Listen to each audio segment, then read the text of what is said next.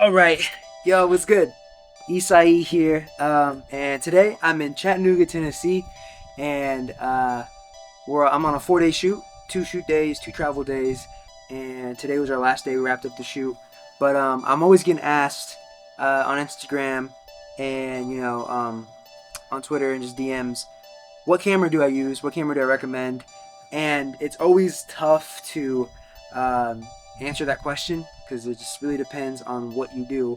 So I kind of wanted to make this video to give you guys a rundown on my documentary B-roll setup that I use. This is the Blackmagic 6K Pro, rigged out with a small rig, cage, and I'll just start from the top. So this is a Tilta Mirage matte box.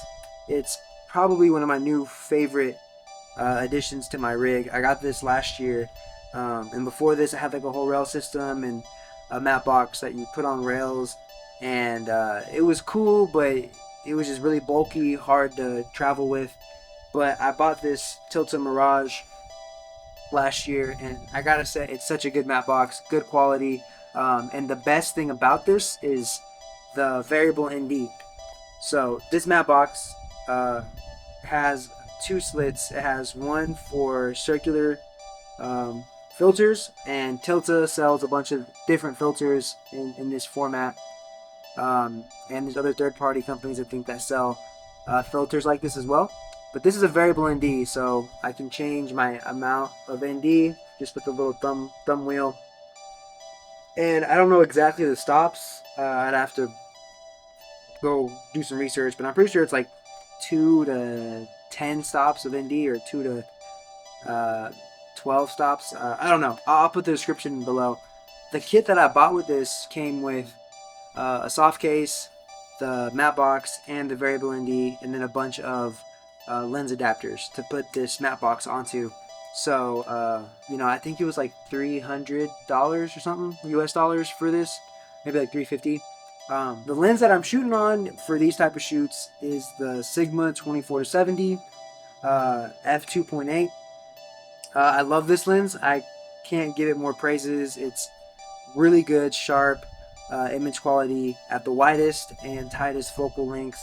I've never had a problem with this lens. It has image stabilization, so I do a lot of handheld B-roll, moving really quickly, and we're mostly shooting patients. So I don't have the luxury to get them to do a shot or an action over and over and over again. Sometimes, they can only do it a few times. Like I said, this is the Pocket 6K Pro. It's an incredible little camera. I've shot on the Pocket 4K. I've shot on the Ursa G2 and G1. And the 6K Pro is probably the most versatile camera out of all of those. It's pretty decent in low light. The dynamic range is really good, and the 6K sensor is super sharp. I usually shoot in 4K 422 ProRes for this client specifically, and those files cut really well with their editors, and it's usually a breeze for them to work with these files. So that's specifically why I shoot on this camera, is because of ProRes. I think when people talk about camera, they talk about the image quality, they talk about the camera build, they talk about the S-Log or V-Log or whatever, but they never really talk about the codecs. One important thing that you have to realize if you're starting to build your clientele and starting to get clients, you always want to ask them what they prefer as far as the workflow, right? I've had some clients that are totally okay with RAW, red RAW. They want red RAW files, and that's why they hire me, and that's what they want to shoot with. Usually it's because the editors will ask for those type of files. In this client in particular, they have a really quick turnaround time, so they want a file that's easy to work with. And I even burn in the LUTs, giving them a Rec 709 video file that has the color, saturation, contrast already burnt into the image, because it saves them time on post-production. So just keep that in mind. A lot of people don't talk about codecs like that, but in my case, I will say that the last 4 or 5 years, I've been hired just because I can have a quick, fast, deliverable ProRes file that the company's editors can edit really quickly. Sony's becoming really popular now, and they have the XAVC-I or whatever. Um, so maybe the industry is changing. You know, I've been hired also to shoot just on Sony cameras, and a lot of production companies, big ones, even aren't really too adamant on ProRes anymore. They want Sony cameras because that's, for whatever reason, what they shoot on. So just keep in mind, like, ProRes isn't super important to everyone, but in my case, for my clients, ProRes has been how I've been able to maintain clients because they like the workflow. So the rig for this is the small rig, 6K Pro rig. I have like a wooden side handle, top handle, and then my monitor, small HD Focus 5-inch. It's really it wasn't a super expensive monitor when it came out. It's only HDMI, so for this setup it's perfect. And you could probably get a used version of this monitor for 200, 150 now. They have like the new small HD monitors that are supposed to replace these. So this monitor is awesome though. I love it. It's 800 nits, so it's not super bright, but for me it gets the job done. I like how compact it is. The NPF battery is really nice as well. It usually lasts me all day on this monitor for at least an 8 to 10 hour shoot. So yeah, so that's my monitor setup. Um, this is a new addition to my kit. This is the Deity TC1. And to be honest, I really haven't had to deal with timecode too much. I'm a newbie to timecode, but the Blackmagic doesn't let me make any edits to the timecode internally.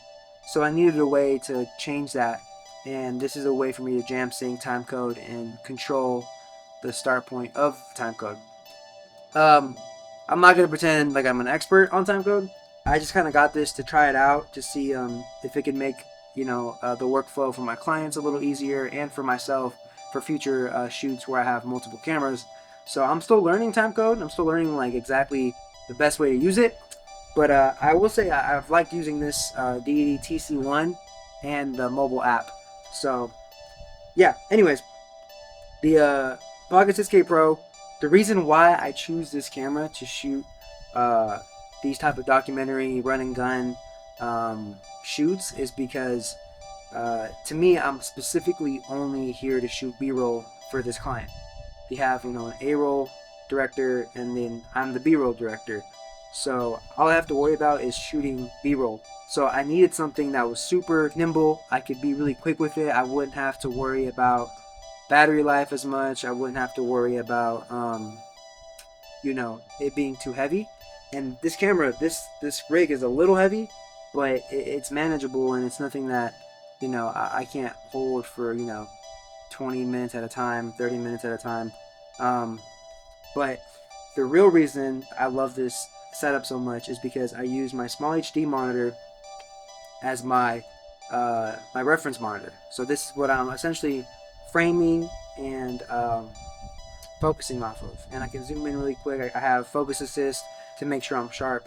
The Pocket 6K Pro has a super bright built-in monitor. It's extremely bright. I think it's like 3,000 nits or 2,000 nits, something crazy. But I primarily use it for false color. So in my setups, I'll have false color on the bottom monitor, and I can look down and see it really easily. And then I'll have my reference monitor up top. And I really love this because I can expose for skin tones really quickly and really accurately. Like I said, for this client specifically, they want Rec 709, so it's really important that I expose correctly because the editor is not going to have a lot of information to be able to correct that because we're not shooting in a flat log profile. So for me, having a reference monitor and false color right here, I can quickly adjust my ND to make sure that my skin tones are exposed correctly. And to me, that's probably my favorite thing about this setup. Also, it's nice to have this monitor because let's say this one dies, I can easily use this. It's totally usable. It's a great quality monitor, super bright. It's actually like twice as bright as my reference small HD monitor. So if I'm in a pinch and I really can't see off of this one, I can turn off false color and just use the built-in Pocket 6K monitor and it works great. For my battery solution with this rig, I need something that's going to last me most of the day, if not the whole day. And this has been working like a charm for me. I very rarely have to worry about my batteries dying in between takes or anything like that. So I have essentially this V-mount battery plate adapter that is on here through a rail system. It's really easy to install. I just slide it on, tighten it. This plate I think is Cam TV or Came TV. It's called the Heckbox Unix. I got it off Amazon. It was like less than $100, so super affordable. It has two D-taps, USB-A, and another D-tap, and then V-mounts to slide right onto it. So that essentially gives power to this box, and then I have a Blackmagic to D-tap cable that I got from Condor Blue, and Condor Blue makes great stuff, so I highly recommend their cables as well. And then my favorite V-mount company right now is a company called FX Lion. I'm not sponsored by any of these companies yet, so hopefully they see this because I'd love to review more of their stuff. But the FX Lion Nano 2, this little battery is my favorite. I've used a bunch of V-mounts, and I own a couple of like the cheaper V-mounts, but I hadn't really gotten a micro V-mount battery until I got my Red Komodo, and the Red needs a micro mount battery to really fit with the ergonomics of the little square box. So I invested in two of these FX Lion Nanos. They have a LED screen that tells you your battery voltage, your USB-A and USB-C voltage if you were to plug into them, because not only do they have D-tap, the battery itself has micro USB, USB-C, and USB-A all in the battery. So even if you got a plate that had only had a V-mount adapter and no other ports to power stuff, you could still power right off the battery. And this battery itself will probably last me, at least, 6 to 8 hours on a shoot, depending on how much I'm shooting. So, yeah, I love this battery. So hopefully that answers some of your questions on what camera you should get. You guys are always asking me in my DMs, what camera I recommend. So I'm just giving you a little bit of background on how I use this build and this camera. It might not be right for you. You might need something that's a little, built out in a different way, or you don't care about codecs, or you already have internal NDs, which this camera actually does have internal NDs. I forgot to mention that. So you technically don't need this matte box, but the variable ND, you can really fine tune your exposure, which I enjoy using.